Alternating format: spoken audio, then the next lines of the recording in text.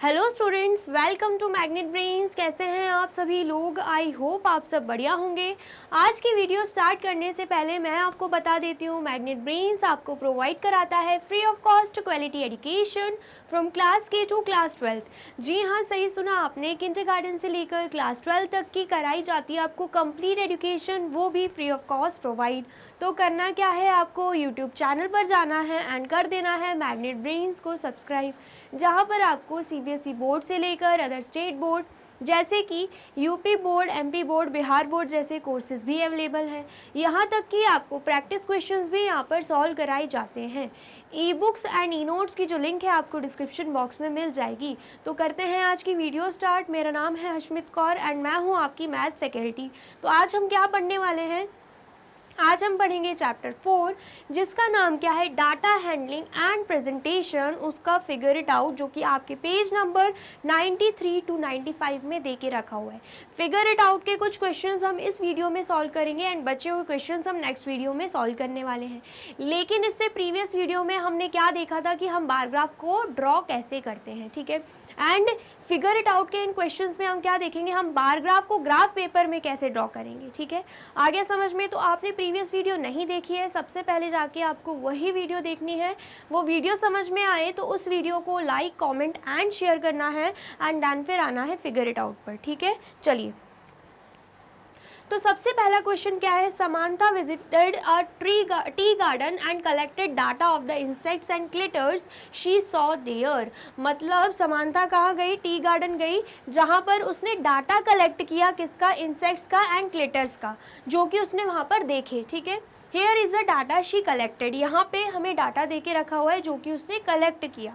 अगर माइट्स की बात करें, उसने 6 माइट्स देखे, ठीक है। कैटरपिलर्स की बात करें तो उसने 10 कैटरपिलर्स देखे। बीटल्स की बात करें तो 5 बीटल्स देखे। बटरफ्लाइज की बात करें तो 3 बटरफ्लाइज देखे एंड ग्रास हॉपर्स की बात करें तो 2 ग्रास हॉपर्स देखे, ठीक है। क्या बोला जा रहा है? Help her prepare a bar graph representing this data. मतलब ये जो डाटा दे के रखा है ना, हमें क्या करना है, समांथा की हेल्प करनी है कि बार ग्राफ में हम उसे रिप्रेजेंट कर पाए इस डाटा को, ठीक है। आ गया समझ में? तो हम क्या करेंगे, इसे बार ग्राफ के थ्रू प्रेजेंट करेंगे, ठीक है। ये क्या है? ये है ग्राफ पेपर, ठीक है। इस ग्राफ पेपर में हम पिछले जो अभी टेबल में डाटा देखा है उसे रिप्रेजेंट करने वाले हैं, ठीक है। प्रीवियस वीडियो में मैंने आपको क्या बताया था कि ग्राफ पेपर मतलब बार ग्राफ कैसे बनता है, हमें X axis and Y axis की लाइन ड्रॉ करनी पड़ती है। सेम यहाँ पर भी हम वही रूल फॉलो करने वाले हैं, ठीक है। सबसे पहले तो आपको करना क्या है, एग्जाम में भी अगर आपको ऐसा ग्राफ पेपर मिलता है, अगर ग्राफ पेपर नहीं मिलता है तो सिंपली आप कैसे ड्रॉ कर सकते हो, ये मैंने आपको प्रीवियस वीडियो में अच्छे से बता दिया है। लेकिन अगर आपको ऐसा ग्राफ पेपर मिलता है तो आपको क्या करना है, 2 लाइन नीचे से छोड़नी है, 2 बॉक्सेस नीचे से छोड़ना है एंड 2 बॉक्सेस यहाँ से छोड़ना है, ठीक है। तो यहाँ पर हम क्या करेंगे, एक्स एक्सिस वाली लाइन ड्रॉ कर देंगे, ठीक है। सिमिलरली यहाँ पर भी हम वाई एक्सिस वाली लाइन ड्रॉ कर देंगे, ठीक है। एंड उसके बाद यहाँ पर हम नाम दे देंगे, ये क्या है, एक्स एक्सिस, ये क्या हमें दिख रही है, एक्स एक्सिस, एंड ये क्या है, ये है वाई एक्सिस, एंड यहाँ पर हम नाम दे देंगे 0, ठीक है। इतना आ गया समझ में? चलिए, फिर हम इस टेबल को देख लेते हैं। सबसे पहले तो यहाँ पर जो इंसेक्ट्स एंड क्रिटर्स के नाम देके रखे हैं, यहाँ पर जो इंसेक्ट्स एंड क्रिटर्स के नाम देके रखे हैं, ये कहाँ पर लिखेंगे हम, ये हम एक्स एक्सिस पे लिखेंगे, ठीक है। एंड यहाँ पर जो नंबर्स देके रखे हैं, number of insects and critters, तो वो हम कहाँ पे लिखेंगे, वो हम लिख देंगे वाई एक्सिस पे, ठीक है। आ गया समझ में? तो यहाँ पर हम क्या करेंगे, सबसे पहले तो एक एक बॉक्स छोड़ के हम यहाँ पर पॉइंट को मार्क कर देंगे, ठीक है। यहाँ पर हम पॉइंट को मार्क कर देंगे। ये जो बॉक्स रहेगा, ठीक है, ये किसे प्रेजेंट करेगा, ये माइट्स को, ठीक है। फिर एक बॉक्स छोड़ेंगे, ये जो बॉक्स रहेगा ये किसको प्रेजेंट करेगा, कैटरपिलर्स को, ठीक है। फिर एक बॉक्स छोड़ेंगे, ये जो पॉइंट रहेगा ये किसको रिप्रेजेंट करेगा, बीटल्स को, ठीक है। फिर एक बॉक्स छोड़ेंगे, यहाँ पर मार्क कर देंगे, एंड ये जो बॉक्स रहेगा ये बटरफ्लाइज को शो करेगा। एंड देन अगेन एक बॉक्स छोड़ देंगे, ये जो पॉइंट रहेगा ये ग्रास होपर्स को शो करेगा, ठीक है। आगे समझ में। अब नंबर्स भी देख लेते हैं। हमें सबसे ग्रेटेस्ट नंबर क्या दिख रहा है, 10 दिख रहा है, एंड सबसे स्मॉलेस्ट 2 दिख रहा है। तो हमने 0 तो लिख ही लिया है, हम 1 2 3 4 ऐसे करके 10 तक लिख देंगे, ठीक है। पॉइंट यहाँ पे मार्क कर देते हैं। सबसे पहले यहाँ पर क्या आएगा 1, एक एक बॉक्स छोड़ के हम यहाँ पर भी पॉइंट मार्क करेंगे 2, एंड देन यहाँ पर 3, देन यहाँ पर 4 5 6 7 8 9 एंड देन यहाँ पे 10, ठीक है। इतना आ गया समझ में। अब हमें क्या करना है, अब हमें यहाँ पे स्केल लिख लेना है। क्या लिखना है हमें, स्केल लिखना है कि हमने स्केल क्या लिया। स्केल मैंने आपको बताया था कि स्केल होता क्या है, ठीक है। हम यहाँ पे लिख देंगे। तो हमने क्या किया, 1 unit is equal to 1 insect, ठीक है। तो यहाँ पर हम लिख देंगे 1 unit is equal to 1 insects, या फिर हम बोल सकते हैं क्रिटर्स, ठीक है। आगे समझ में। यहाँ पर हमें इंसेक्ट्स एंड क्रिटर्स के बारे में दे के रखा है, तो हमने यहाँ पे नंबर्स जो लिखे हैं हमें उसका बताना है कि हमने एक एक यूनिट पे कितने number of insects and critters लिए हैं। तो 1 unit is equal to 1 insect या फिर क्रिटर्स, ठीक है। आगे समझ में। चलिए अब यहाँ पर जो हमने पॉइंट्स बनाए थे हम नाम लिख लेते हैं। सबसे पहले तो पहला नाम क्या है, माइट्स। तो हम क्या करेंगे, यहाँ पर हम लिख देंगे m।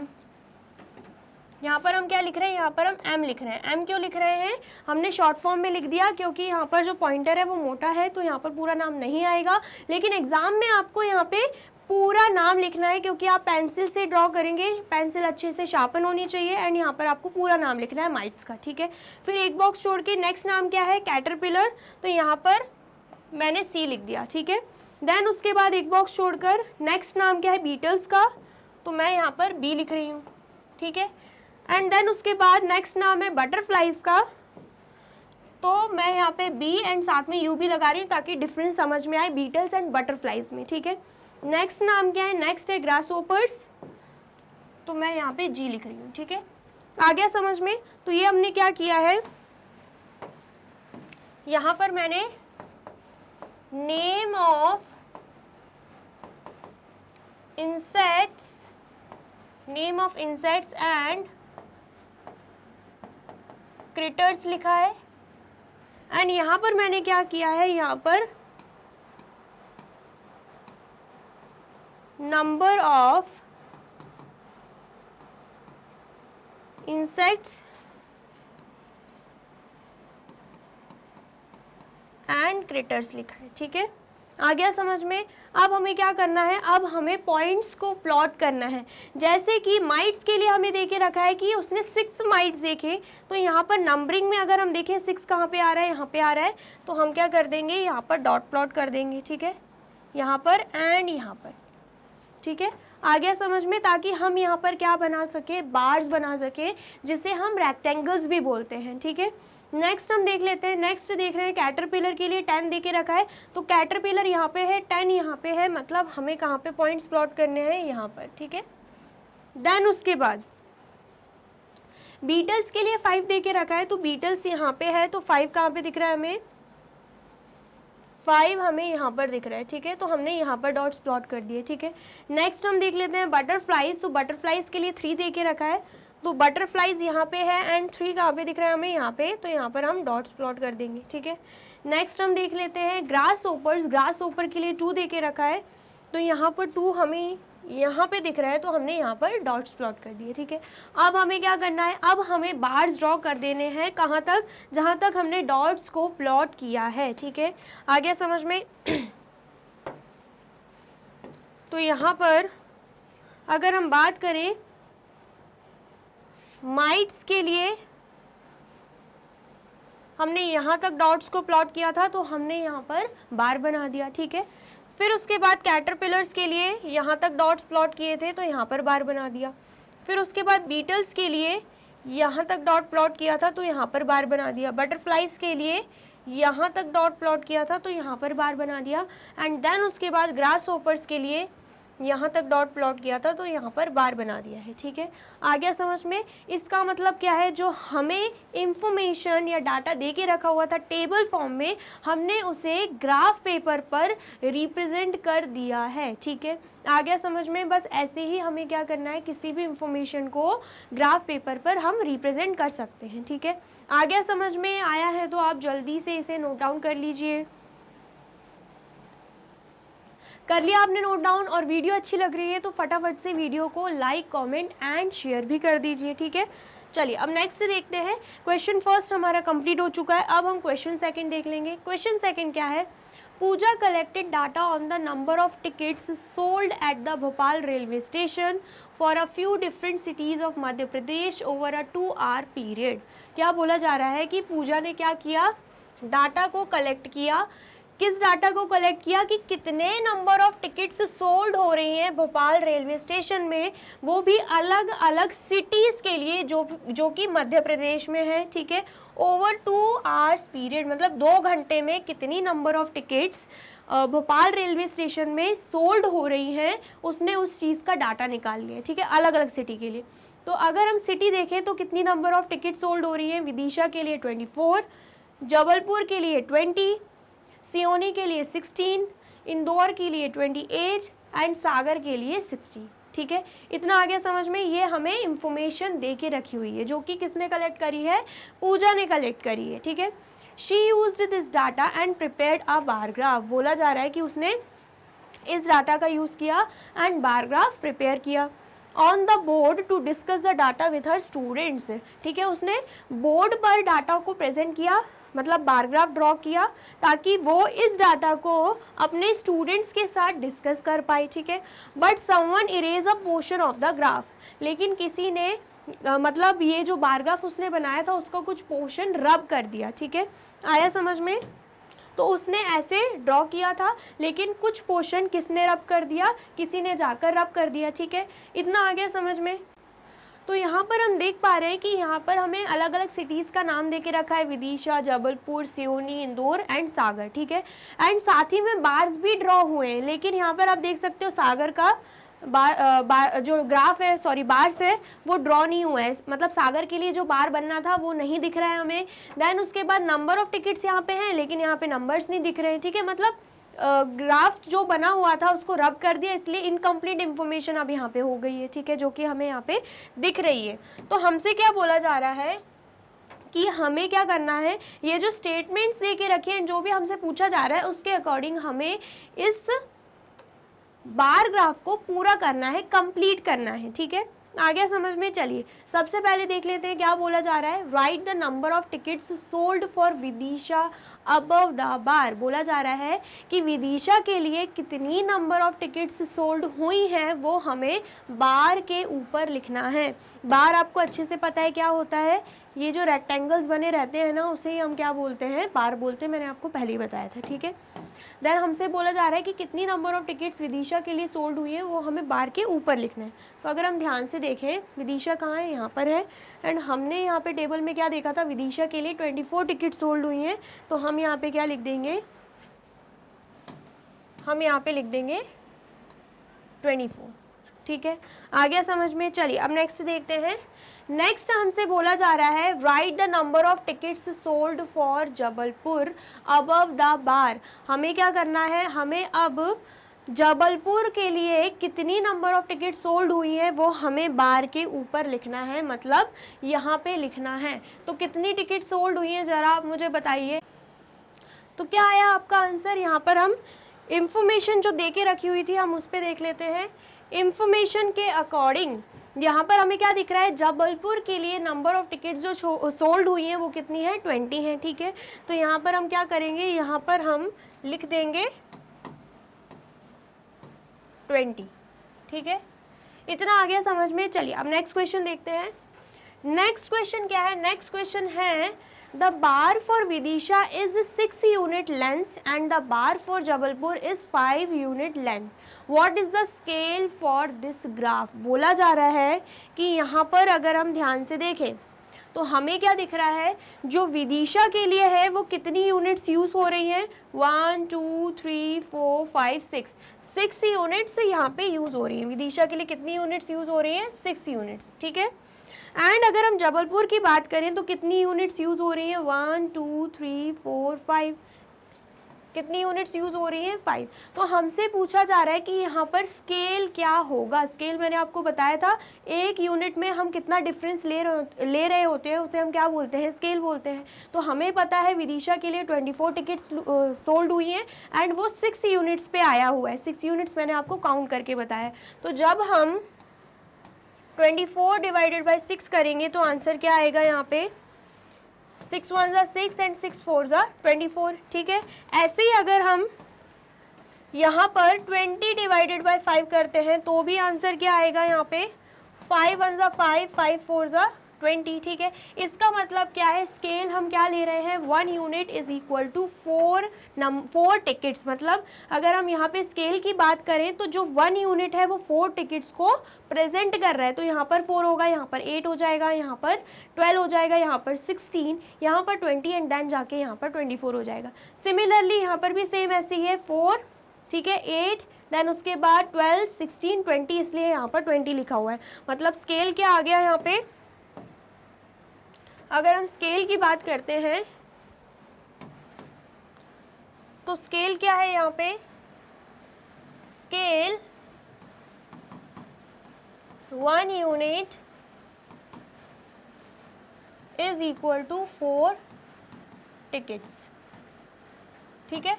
आ गया समझ में? हम यहाँ पर भी लिख देंगे, स्केल का पूछ रहे थे।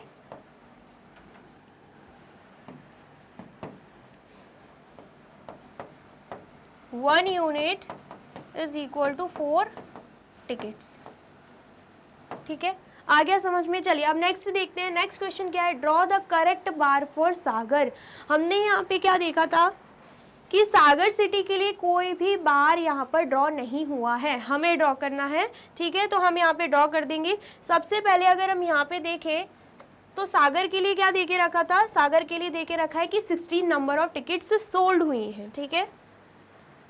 16 नंबर ऑफ टिकट सोल्ड हुई हैं। तो यहाँ पर हम क्या करेंगे? 16 कहाँ पे आ जाएगा? यहाँ पर 4 यूनिट का हमें पता डिफरेंस, सॉरी 4 टिकट्स का डिफरेंस है। तो यहाँ पर 4, यहाँ पर 8 हो जाएगा, ठीक है। यहाँ पर 12 एंड यहाँ पर 16 आएगा। इसका मतलब क्या है? सागर के लिए जो बार है वो यहाँ तक ड्रॉ हो जाएगा, ठीक है। आ गया समझ में? सागर सिटी के लिए जो बार है वो यहाँ तक ड्रॉ हो जाएगा, ठीक है। इसे हम शेड भी कर देते हैं। इसे हम क्या करेंगे? अभी शेड कर देंगे, ठीक है। चलिए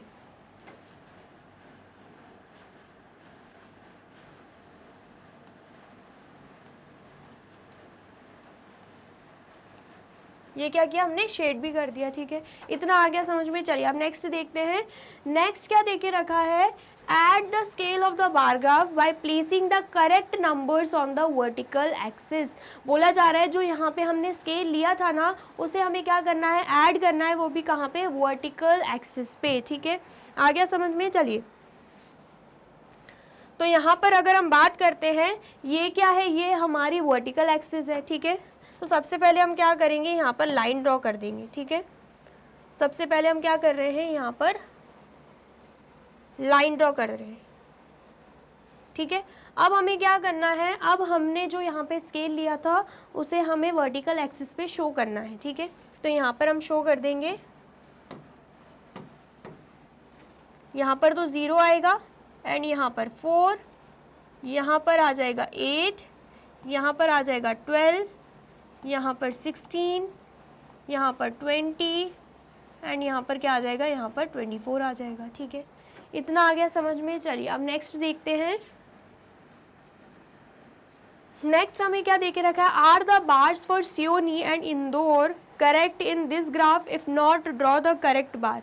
बोला जा रहा है कि यहाँ पर जो सियोनी सिटी है एंड इंदौर सिटी है उसके लिए करेक्ट ग्राफ मतलब ग्राफ ड्रॉ हुआ है क्या? करेक्ट बार्स ड्रॉ हुए हैं? अगर नहीं हुए हैं तो हमें करेक्ट करना है, ठीक है। इतना आया समझ में? चलिए तो यहाँ पर अगर हम बात करते हैं, हमें बोला जा रहा है सियोनी एंड इंदौर के लिए। तो सियोनी के लिए 16 नंबर ऑफ टिकट सोल्ड हुई हैं। तो यहाँ पर अगर हम देखें सियोनी के लिए 16 पर ही दे के रखा हुआ है, ठीक है। मतलब ये सियोनी के लिए जो बार बना हुआ है वो करेक्ट बना हुआ है, आप देख सकते हो ये 16 पर ही आ रहा है, ठीक है। और अगर हम इंदौर के लिए देखते हैं तो 28 दे के रखा है, तो इंदौर के लिए यहाँ पर बना हुआ है 20 से भी नीचे। अगर हम बार देखें ना तो बार 16 एंड 20 के बीच में बना हुआ है। 28 कहाँ पे आएगा? अगर हम 28 की बात करते हैं ना तो यहाँ पर आएगा 28। मतलब ये जो इंदौर वाला बार है उसको बिल्कुल ऊपर तक होना चाहिए था, लेकिन ये गलत बना हुआ है, ठीक है। आया समझ में? तो यहाँ पर हमसे बोला जा रहा है कि हमें करेक्ट ड्रॉ करना है, तो हम क्या कर देंगे, इसे करेक्ट कर देंगे, ठीक है। हम क्या कर देंगे, इसे करेक्ट कर देंगे। मतलब ये जो इंदौर वाला बार है ये कहाँ तक हो जाएगा, ये यहाँ तक हो जाएगा, ठीक है। एंड हमें क्या कर देना है, यहाँ पे शेड कर देना है। यहाँ पर हम क्या कर देंगे, और शेड कर देंगे। आपको मतलब अलग से कॉपी में यहाँ तक बार ड्रॉ करना है, मैंने उसको एक्सटेंड कर दिया है, लेकिन कॉपी में आपको अलग से ड्रॉ करके बताना है, ठीक है। आ गया समझ में? चलिए, अब यहाँ पर बोला जा रहा था कि दोनों के लिए करेक्ट है कि नहीं, तो हमने क्या देखा है, हमने यहाँ पर देखा है the bar for Seoni is correctly drawn, but the bar for Indore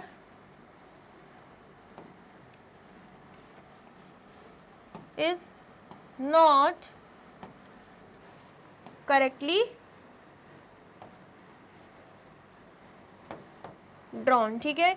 जो बार है सियोनी के लिए वो तो बिल्कुल करेक्ट ड्रॉ हुआ है, लेकिन इंदौर के लिए करेक्ट ड्रॉ नहीं हुआ है, इसलिए हमने उसे करेक्ट कर दिया, ठीक है। आ गया समझ में? आया है तो आप इसे नोट डाउन कर लीजिए। कर लिया आपने नोट डाउन, तो आप इसे भी नोट डाउन कर लीजिए।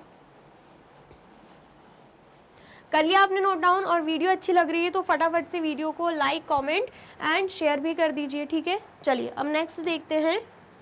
नेक्स्ट क्या है, नेक्स्ट यहाँ पर हमें क्वेश्चन थर्ड दे के रखा है। क्वेश्चन थर्ड क्या है, Chinu listed the various means of transport that passed across the road in front of his house from 9 AM to 10 AM। बोला जा रहा है कि चीनू ने क्या किया, लिस्ट बनाई किसकी, वेरियस मीन्स ऑफ ट्रांसपोर्ट की, मतलब अलग अलग व्हीकल्स की जो कि उसके मतलब रोड से क्रॉस होकर जा रहे हैं in front of his house, जो कि उसके हाउस के फ्रंट में बना हुआ है। वो भी 9 AM to 10 AM के बीच कितने व्हीकल्स वहाँ से पास होके जा रहे हैं उसने उसकी लिस्ट बनाई हुई है, ठीक है।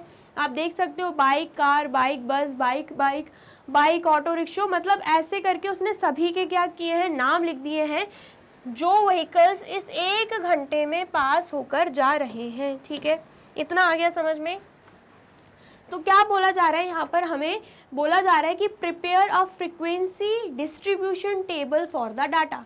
हमें क्या करना है, हमें फ्रीक्वेंसी डिस्ट्रीब्यूशन टेबल बनाना है, वो भी किस डाटा का, ये जो डाटा हमें दे के रखा है, ठीक है। आया समझ में? नेक्स्ट बोला जा रहा है which means of transport was used the most, ठीक है। फ्रीक्वेंसी टेबल हम बना लेंगे, उसके बाद हमें बताना है कि कौन सा ट्रांसपोर्ट है जो सबसे ज़्यादा यूज हुआ है, ठीक है।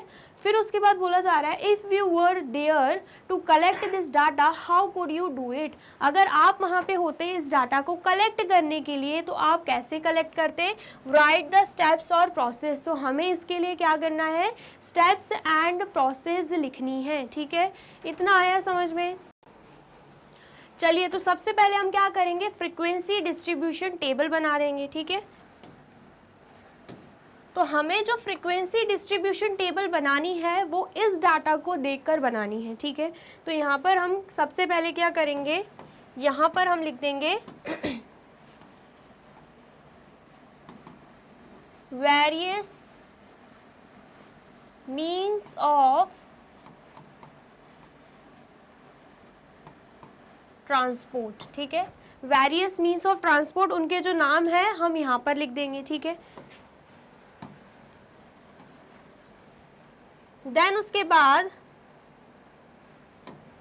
हम यहाँ पे लिख देंगे टेली मार्क्स। टेली मार्क्स के बारे में मैं पहले ही आपको बता चुकी हूँ, टेली मार्क्स कैसे ड्रॉ होते हैं, ठीक है, तो वो भी हमें ड्रॉ करना है।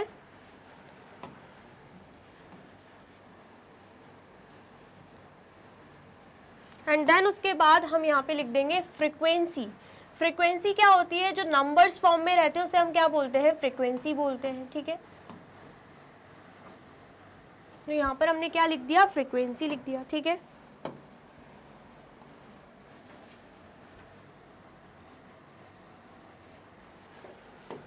तो सबसे पहले हम देख लेते हैं वेरियस मीन्स ऑफ ट्रांसपोर्ट क्या क्या है। यहाँ पर हमें बाइक दिख रही है, कार भी दिख रही है, ठीक है, एंड देन उसके बाद बस भी दिख रही है।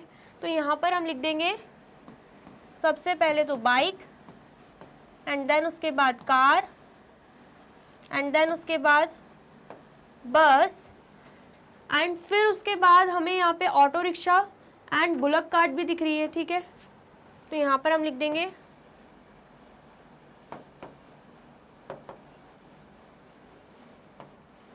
Auto rickshaw and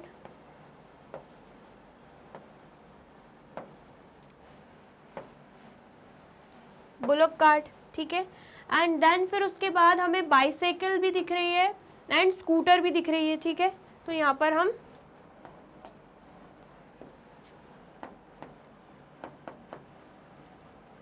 bicycle and scooter भी लिख देंगे, ठीक है। और कुछ दिख रहा है क्या हमें, बाकी सब वही सब चीज़ें हैं, बाइसाइकिल, स्कूटर, बस, ऑटो रिक्शा, बाइक, जो हम ऑलरेडी नाम लिख चुके हैं, ठीक है। आ गया समझ में। अब हमें क्या करना है, एक एक करके हम गिनेंगे कि बाइक कितनी यहाँ पर दे के रखी हुई है, ठीक है। तो अगर हम बाइक का देखें, पहला ये है 1 2 3 4 5, एंड देन उसके बाद 6, एंड देन उसके बाद 7 8, एंड देन उसके बाद 9 10 11, एंड देन उसके बाद 12, एंड देन उसके बाद 13। बस 13 ही यहाँ पर हमें बाइक्स दिख रही है, तो हम क्या करेंगे, टैली मार्क ड्रॉ कर देंगे अकॉर्डिंगली, ठीक है। तो यहाँ पर हम 1 2 3 4 एंड 5 पर हम क्या करते हैं, कैंसिल आउट करते हैं, ठीक है। 5 हो गया, देन उसके बाद 6 7 8 9 एंड देन 10 11 12 13, ठीक है। यहाँ पर हम लिख भी देंगे फ्रीक्वेंसी क्या है, यहाँ पे 13 है, ठीक है। आया समझ में, ये हमने टैली मार्क्स बनाए, ये हमने नंबर में लिख दिया है, ठीक है। नेक्स्ट हम कार के लिए देख लेते हैं। अगर हम कार की बात करते हैं तो 1, एंड देन उसके बाद 2 3 4 5, एंड देन उसके बाद यहाँ पर इस लाइन में तो नहीं है कार, एंड देन इस लाइन में भी नहीं है, इस लाइन में भी नहीं है, एंड इस लाइन में भी नहीं है, एंड देन उसके बाद यहाँ पर है 6 1 2 3 4 5 6, ठीक है। तो हम कार के लिए भी यहाँ पर लिख देंगे,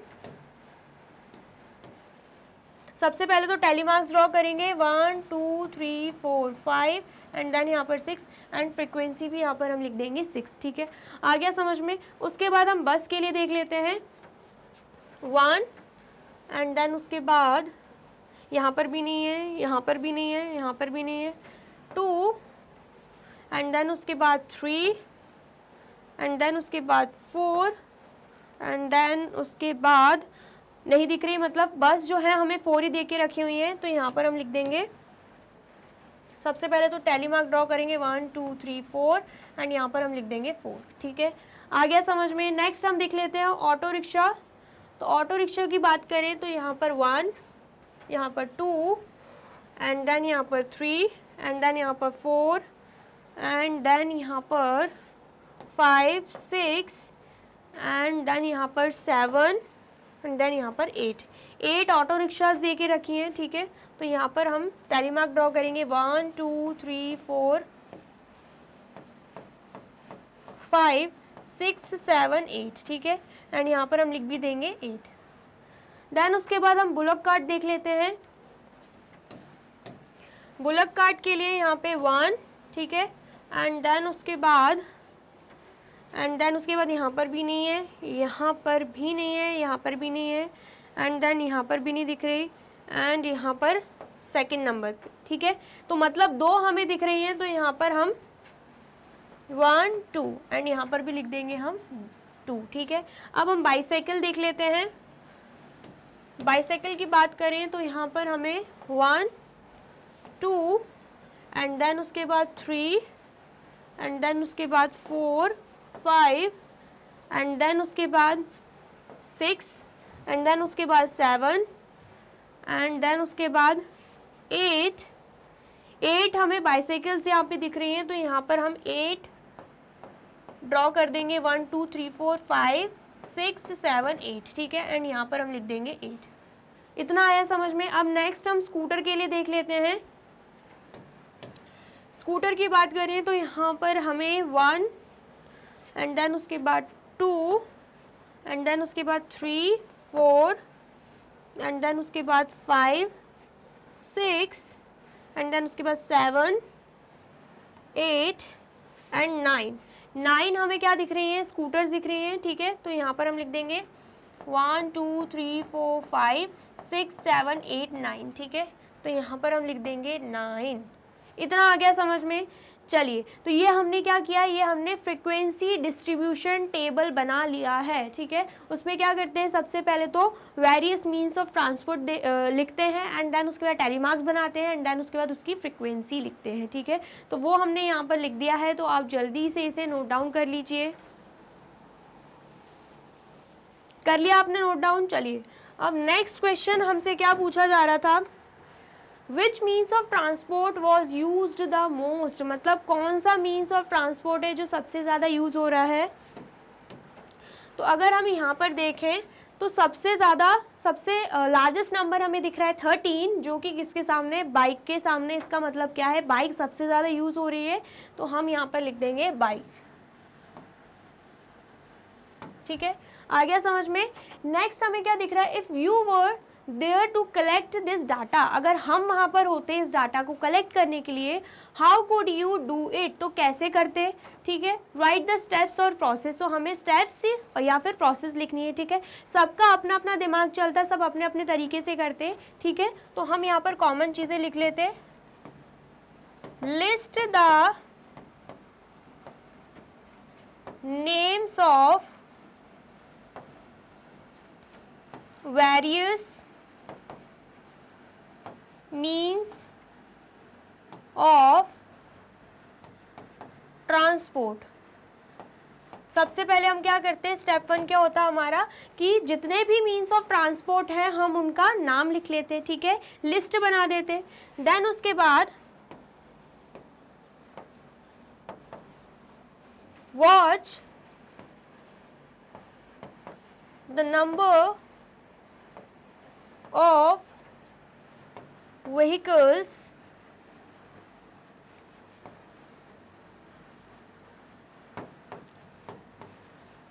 passing the road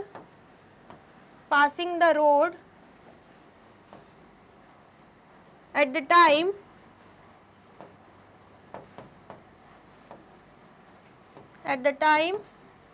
कौन सा टाइम हमें यहाँ पे दे के रखा था, हमें टाइम यहाँ पर दे के रखा हुआ था फ्रॉम 9 AM to 10 AM, ठीक है। यहाँ पर हम लिख देते हैं फ्रॉम 9 AM to 10 AM, ठीक है। हम क्या करेंगे, नेक्स्ट हम वॉच करेंगे कि कितने नंबर ऑफ व्हीकल्स जो हैं रोड को पास कर रहे हैं, वो भी 9 AM से लेकर 10 AM तक, ठीक है।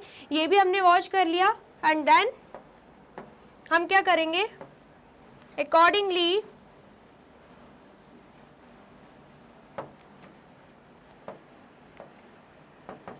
Right the number of vehicles in front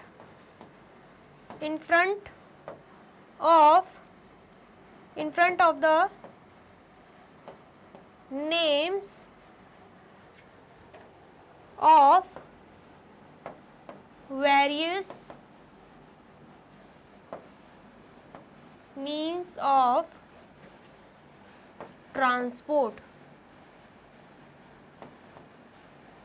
उसके बाद हमें क्या करना है, अकॉर्डिंगली मतलब हम देख लेंगे कि कितने नंबर ऑफ व्हीकल्स पास कर रहे हैं, वो भी 9 AM से लेकर 10 AM तक। फिर जितने भी नंबर ऑफ व्हीकल्स हम काउंट करेंगे, हम उनके नाम के सामने उतने नंबर्स लिख देंगे। जैसे कि हम यहाँ पर देख सकते हैं, बाइक के सामने 13 लिख दिया है, कार के सामने 6 लिख दिया है। सेम ऐसे ही थर्ड स्टेप में हम वही करने वाले हैं, हम काउंट कर लेंगे, क्योंकि सेकेंड स्टेप में तो हम वॉच कर ही रहे हैं, एंड देन उनके नाम के सामने नंबर ऑफ व्हीकल्स लिख देंगे। ठीक है, आ गया, समझ में आया है तो आप जल्दी से इसे नोट डाउन कर लीजिए।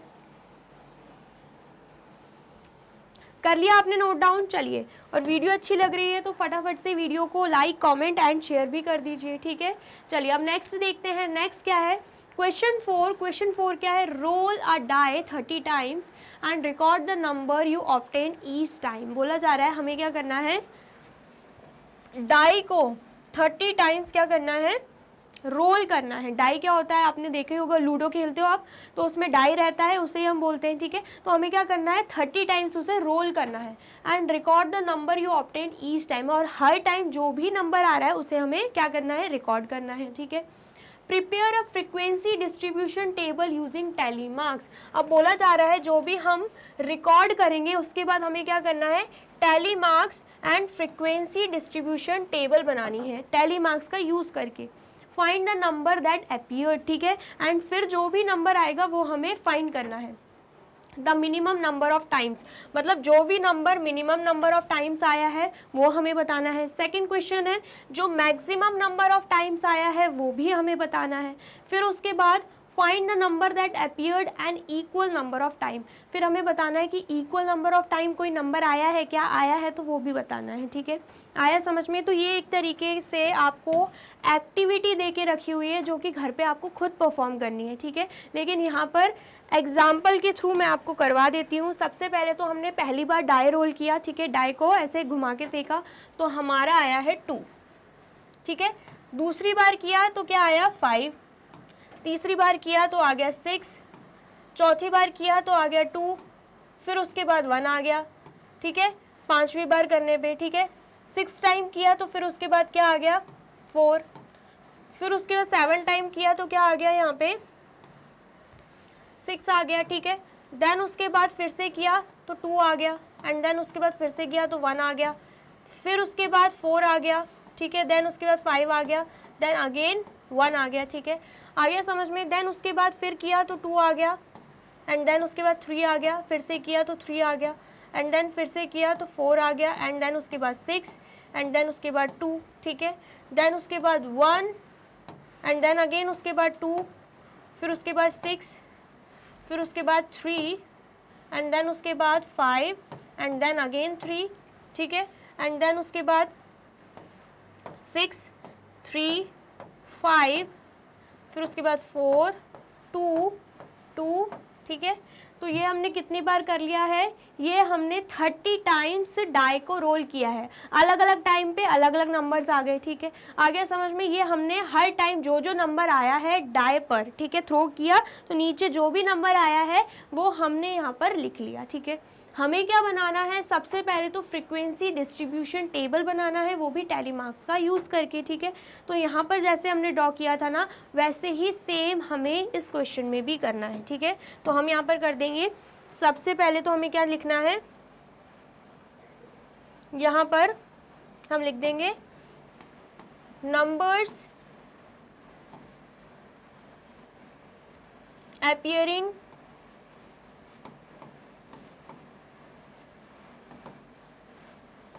ऑन डाई, या फिर नंबर्स ऑन डाई भी लिख सकते हैं। ठीक है, आया समझ में? एंड देन उसके बाद यहाँ पर हम लिख देंगे टैली मार्क्स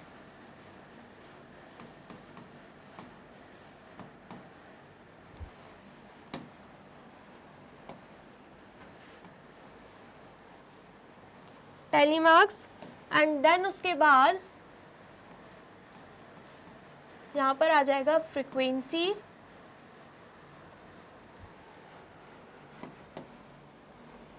ठीक है, सबसे पहले तो डाई पे कौन कौन से नंबर होते हैं वो हमें ऑलरेडी पता है, तो हम यहाँ पे लिख देंगे 1 2 3 4 5 6, 6 तक ही नंबर होते हैं, उससे ज़्यादा नहीं होते, तो हमने यहाँ पर 6 तक लिख दिया।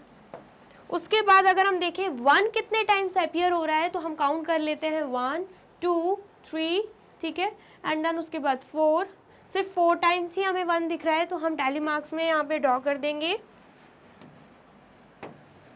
1 2 3 4, ठीक है। फिर उसके बाद अगर हम 2 के लिए देखें तो हमें क्या दिख रहा है 1 2 3 4 5 6 के बाद 7 एंड 8 टाइम्स हमें 2 दिख रहा है, तो हम यहाँ पर 1 2 3 4 5 6 7 8, ठीक है, यहाँ पर हम 4 लिख देंगे, यहाँ पर हम 8 लिख देंगे। नेक्स्ट हम 3 के लिए भी देख लेते हैं। 3 के लिए अगर हम देखें 1 2 3 4 5 टाइम्स हमें 3 दिख रहा है, तो यहाँ पर हम 1 2 3 4 5 कर देंगे एंड यहाँ पर 5 लिख देंगे, ठीक है। आ गया समझ में। नेक्स्ट हम 4 के लिए देख लेते हैं। 1 2 3 4 हमें सिर्फ और सिर्फ 4 टाइम्स ही दिख रहा है, तो हम यहाँ पर 1 2 3 4 एंड यहाँ पर भी 4 लिख देंगे, ठीक है। 4 यहाँ पर लाइन्स ड्रॉ करी एंड यहाँ पे 4 लिख दिया। अब 5 के लिए देख लेते हैं। 1 2 3 4, 5 भी हमें सिर्फ और सिर्फ 4 टाइम्स दिख रहा है, तो हम यहाँ पर 1 2 3 4 एंड यहाँ पर भी हम लिख देंगे 4, ठीक है। आ गया समझ में। फिर उसके बाद 6 के लिए देख लेते हैं। 1 2 3 4 5 टाइम्स हमें क्या दिख रहा है, 5 टाइम्स हमें 6 दिख रहा है, तो हम यहाँ पर 1 2 3 4 5, ठीक है, एंड यहाँ पर भी हम लिख देंगे 5। आ गया समझ में। तो ये हमने क्या ड्रॉ किया है, हमने टैली मार्क्स का यूज़ करके फ्रीक्वेंसी डिस्ट्रीब्यूशन टेबल ड्रॉ कर दिया है। तो आप जल्दी से इसे नोट डाउन कर लीजिए। कर लिया आपने नोट डाउन? चलिए अब नेक्स्ट देखते हैं। यहाँ पर हमसे अब क्या पूछा जा रहा है, the minimum number of times. अगर हम मिनिमम नंबर ऑफ टाइम्स का देखें तो हमें क्या दिख रहा है, मिनिमम तो 4 4 4 ही है, तो ये तीनों ही नाम आ जाएंगे। ज़रूरी नहीं है अगर आप घर पे ही एक्टिविटी परफॉर्म करते हो तो आपका शायद अलग कुछ आंसर आए, लेकिन जो हमने यहाँ पर देखा, हम देख पा रहे हैं 4 सबसे मिनिमम है एंड 1 के लिए, 4 के लिए एंड 5, तीनों के लिए ही मिनिमम नंबर ऑफ टाइम्स आ रहा है, ठीक है। आ गया समझ में। तो मिनिमम नंबर ऑफ टाइम्स कौन सा नंबर आएगा, एक आ रहा है यहाँ पे 1 एंड देन 4 एंड देन 5, तो यहाँ पर लिख देंगे हम 1 एंड देन 4 एंड 5, ये सबसे मिनिमम नंबर ऑफ टाइम्स आ रहे हैं, ठीक है। फिर मैक्सिमम नंबर ऑफ टाइम की बात करें तो मैक्सिमम हमें 8 दिख रहा है, जो कि 2 के लिए दे के रखा है, तो यहाँ पर हम 2 लिख देंगे, ठीक है। फिर उसके बाद हम अगर देखें find numbers that appeared an equal number of times, हमें बोला जा रहा है कि हमें वो नंबर्स बताने हैं जो कि equal number of times appear हुए हैं। तो इक्वल की बात करें तो हमें क्या दिख रहा है, 4 4 4, ये इक्वल नंबर ऑफ टाइम्स आए, मतलब 1 भी 4 बार आया है, देन 4 भी 4 बार आया है, 5 भी 4 बार आया है, तो इन तीनों का ही हम यहाँ पे लिख देंगे 1 4 एंड 5, ठीक है। इतना आ गया समझ में आया है तो आप जल्दी से इसे भी नोट डाउन कर लीजिए। कर लिया आपने नोट डाउन, और वीडियो अच्छी लग रही है तो फटाफट से वीडियो को लाइक कमेंट एंड शेयर भी कर दीजिए, ठीक है। चलिए अब नेक्स्ट देखते हैं। नेक्स्ट क्या है, क्वेश्चन 5। क्वेश्चन 5 क्या है, FAS prepared a frequency distribution table of data on the number of wickets taken by Jasprit Bumrah in his last 30 matches। बोला जा रहा है कि FAS ने क्या किया, फ्रीक्वेंसी डिस्ट्रीब्यूशन टेबल बनाया, वो भी किस डाटा पर, कि कितने नंबर ऑफ विकेट जो है जसप्रीत बुमराह ने लिए, वो भी लास्ट 30 मैचेस में, ठीक है। आया समझ में। तो यहाँ पर हमें टेबल दे के रखिए। अब 2 मैचेस में उसने 0 विकेट लिए, 4 मैचेस में उसने 1 विकेट लिया है, 6 मैचेस में उसने 2 विकेट लिए हैं, 8 मैचेस में उसने 3 विकेट लिए हैं, 3 मैचेस में उसने 4 विकेट लिए हैं, 5 मैचेस में उसने 5 विकेट लिए हैं, 1 मैच में उसने 6 विकेट लिए हैं एंड 1 मैच में उसने 7 विकेट लिए हैं, ठीक है। यह हमें यहाँ पर इंफॉर्मेशन डाटा दे के रखा हुआ है, ठीक है। हमें क्या करना है, इसके अकॉर्डिंग इन क्वेश्चंस को सॉल्व करना है, ठीक है। आ गया समझ में। चलिए तो सबसे पहला क्वेश्चन क्या है, what information is this table giving, ये जो टेबल है हमें कौन सी इंफॉर्मेशन दे रहा है। तो यहाँ पर हम लिख देंगे, सबसे पहले क्वेश्चन की अगर हम बात करें,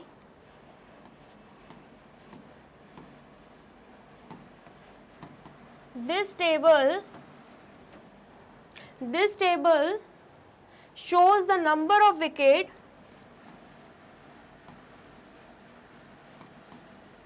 shows the number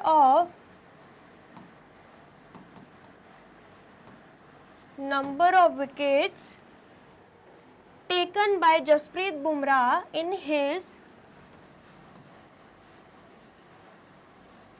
taken by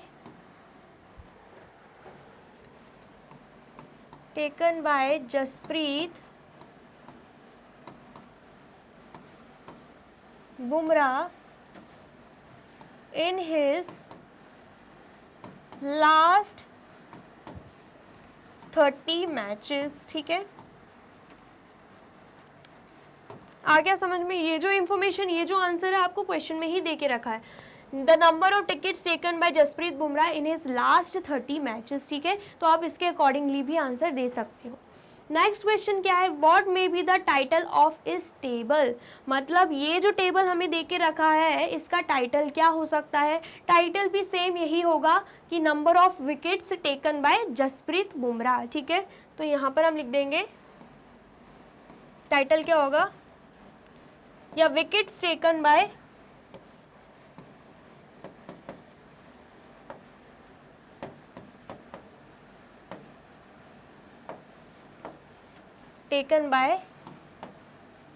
Jasprit Bumrah. Title क्योंकि छोटा होता है इसलिए हमने छोटा सा टाइटल लिया है, स्टेटमेंट फॉर्म में नहीं लिख सकते हैं। ठीक है, नेक्स्ट देखते हैं, what caught your attention in this table, मतलब आपका जो अटेंशन है वो ज़्यादा पूरा टेबल में अगर आप देखें तो आपका ध्यान ज़्यादा कहाँ पे गया है, तो ज़्यादा ध्यान हमारा यहाँ पे गया है कि जो नंबर ऑफ मैचेस 5 है, मतलब 5 मैचेस में उसने 5 विकेट्स लिए हैं, हमारा सबसे ज़्यादा ध्यान यहीं पर गया है। ठीक है, तो यहाँ पर हम लिख देंगे हाउ मैनी, क्या लेके रखा था, what caught your attention in this table, तो यहाँ पर हम लिख देंगे इन 5 मैचेस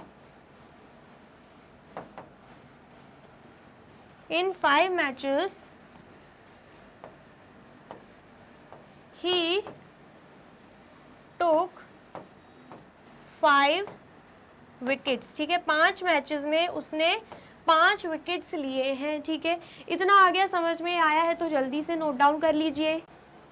कर लिया आपने नोट डाउन। चलिए अब नेक्स्ट क्वेश्चन देखते हैं। नेक्स्ट क्वेश्चन क्या है, in how many matches has Bumrah taken 4 wickets, बोला जा रहा है कि कितने मैचेस में बुमराह ने 4 विकेट्स लिए। तो यहाँ पर हम देख सकते हैं 4 विकेट्स उसने 3 मैचेस में लिए हैं। तो यहाँ पर हम लिख देंगे इन 3 मैचेस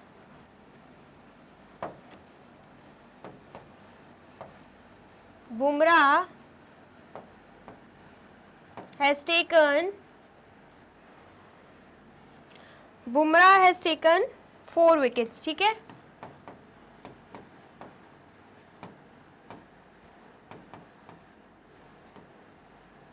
आ गया समझ में। चलिए अब नेक्स्ट देखते हैं।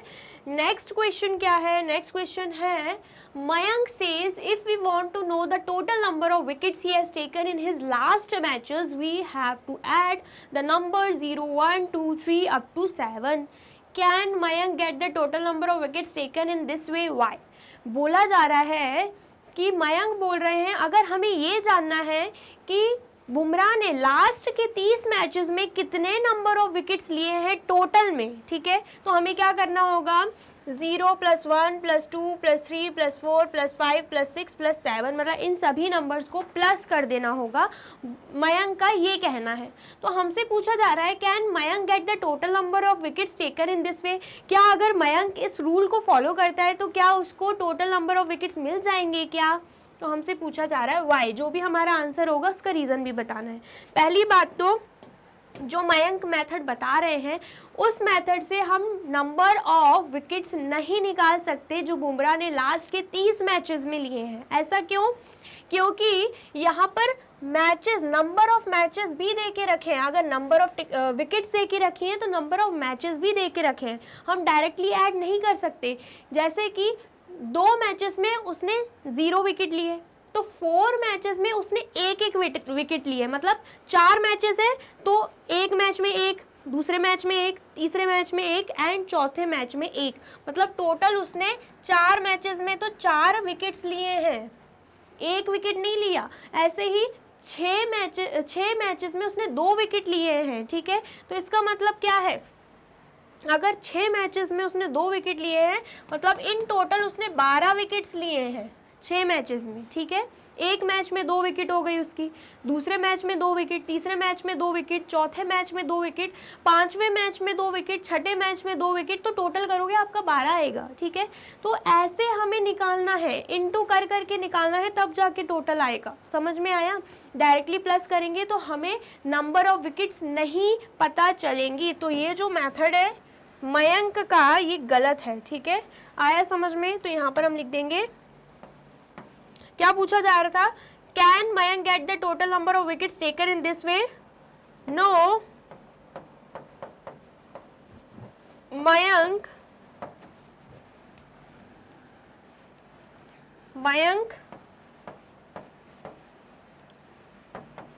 will not get the total number of wickets in this way, ठीक है। आ गया समझ में? और रीजन मैंने आपको बता ही दिया है, ठीक है। आया समझ में? चलिए अब नेक्स्ट देखते हैं। नेक्स्ट क्या है, how would you correctly figure out the total number of wickets taken bye Bumrah in his last 30 matches using this table.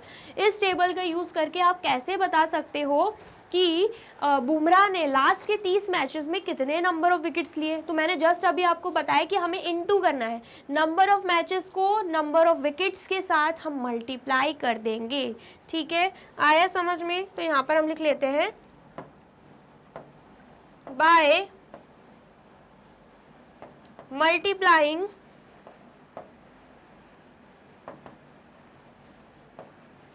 number of matches by wickets taken, ठीक है। ऐसे हमारा आंसर आ जाएगा। हम करके भी देख लेते हैं।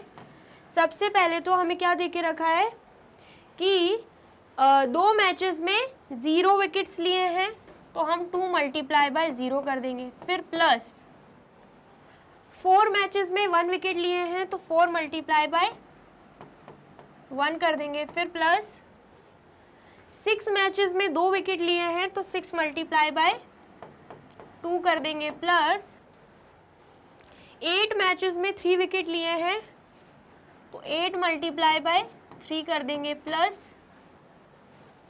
3 मैचेस में 4 विकेट लिए हैं तो 3 मल्टीप्लाई बाय 4 कर देंगे, प्लस 5 मैचेस में 5 विकेट लिए हैं तो 5 मल्टीप्लाई बाय 5 कर देंगे, प्लस एक मैच में 6 विकेट लिए हैं, ठीक है, तो 1 मल्टीप्लाई बाय 6 कर देंगे, प्लस एक मैच में 7 विकेट्स लिए हैं तो 1 मल्टीप्लाई बाय 7 कर देंगे, ठीक है। आ गया समझ में?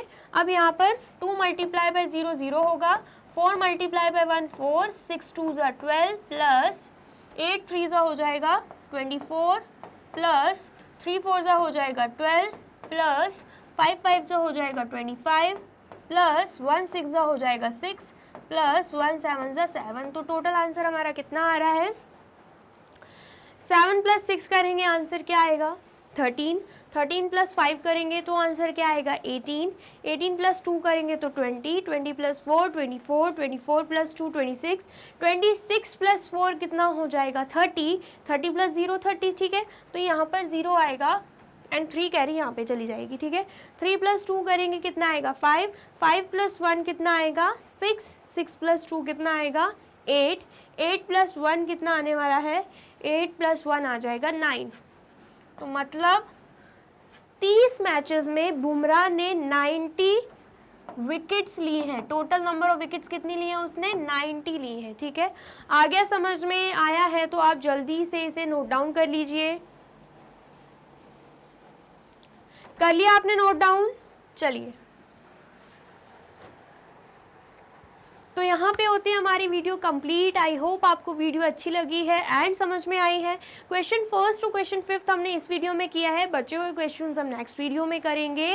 वीडियो को अभी आपको लाइक, कमेंट एंड शेयर करना है एंड देन फिर नेक्स्ट वीडियो देखने के लिए यूट्यूब चैनल पर जाना होगा एंड कर देना होगा मैग्नेट ब्रेन्स को subscribe.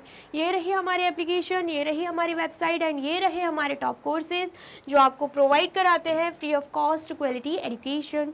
E books and e notes की जो लिंक है आपको डिस्क्रिप्शन बॉक्स में मिल जाएगी। एंड ये रहे हमारे अदर सोशल मीडिया प्लेटफॉर्म जैसे कि YouTube, Facebook, Instagram, WhatsApp, Twitter. आप इन पे भी जाके विजिट कर सकते हैं एंड कर सकते हैं मैग्नेट ब्रेन्स को फॉलो। अब इससे नेक्स्ट वीडियो में मैं आपको क्या पढ़ाने वाली हूँ ये जानने के लिए करना क्या होगा, यूट्यूब चैनल पर जाके कर देना होगा मैग्नेट ब्रेन्स को subscribe. Thank you so much.